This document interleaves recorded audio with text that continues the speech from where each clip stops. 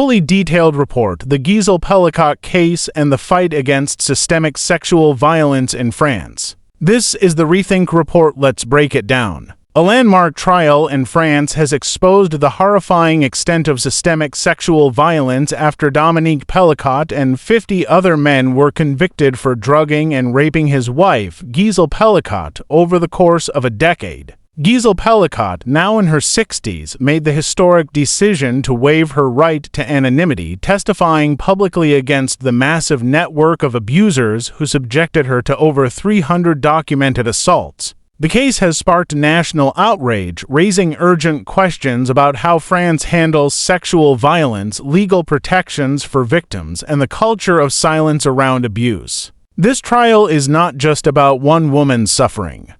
It has revealed deep-rooted failures in law enforcement, the justice system, and the broader societal response to violence against women. For over a decade, Gisèle Pelicot drugged his wife and allowed other men to sexually assault her while she was unconscious. The assaults were recorded and shared in online forums, creating a secret digital network of abusers who profited from her suffering. Pelicot was arrested in 2020 when police discovered hundreds of videos documenting the crimes, launching a 4-year investigation that ultimately exposed the scale of the abuse. His conviction, along with those of 50 other perpetrators, marks one of the largest sexual violence cases in French history. The trial has raised an essential question: how did this go unnoticed for so long? There were clear warning signs that authorities failed to act on. Gisèle's medical record showed repeated injuries consistent with sexual violence, yet no red flags were raised.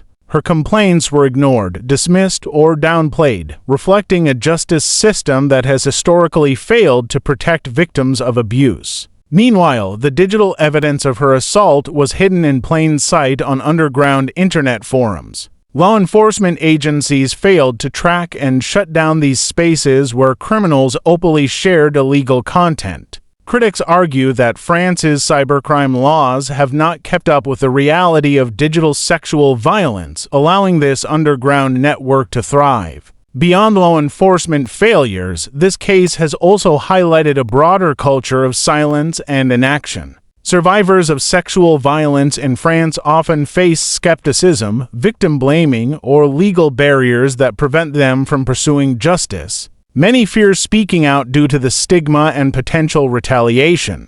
Activists argue that misogyny is deeply entrenched in French society, discouraging victims from seeking help and enabling perpetrators to act without fear of consequences. Gisèle's decision to testify publicly has been praised as an act of extraordinary bravery, challenging the long-standing practice of shielding victims' identities while their abusers remain unnamed. The conviction of Gisèle Pelicot and the 50 other men involved in this case has been hailed as a legal victory, but it has also exposed serious gaps in France's justice system. The French government is now under pressure to reform its approach to sexual violence. Lawmakers are debating tougher sentences for sexual crimes and stronger laws on digital evidence collection. Proposed measures include requiring online platforms to take more responsibility for removing illegal content and expanding law enforcement capabilities to track cybercriminal networks that enable sexual exploitation. However, many advocates argue that legal changes alone are not enough. They are calling for a complete overhaul of how France investigates sexual abuse cases, including better training for law enforcement, increased funding for victim support services, and the creation of specialized courts for sexual violence cases. Public response to the case has been overwhelming. Protests have erupted in major cities, with demonstrators demanding accountability for the systemic failures that allowed this abuse to continue for so long. Women's rights organizations are calling for a national inquiry into how law enforcement, medical institutions, and the justice system handle cases of sexual violence. This case has also drawn international attention, with human rights organizations in other countries raising concerns about how similar issues may be playing out in their own legal systems. The Gisèle Pelicot case is not an isolated incident. It is a symptom of a larger problem. Less than 1 in 10 sexual assault cases in France result in a conviction. Only 12% of rape survivors report their assaults to authorities. Online forums continue to be breeding grounds for abuse, with little legal oversight to prevent the spread of exploitative content. France is now at a crossroads. The government must decide whether to take real action to protect victims or allow the cycle of violence and inaction to continue.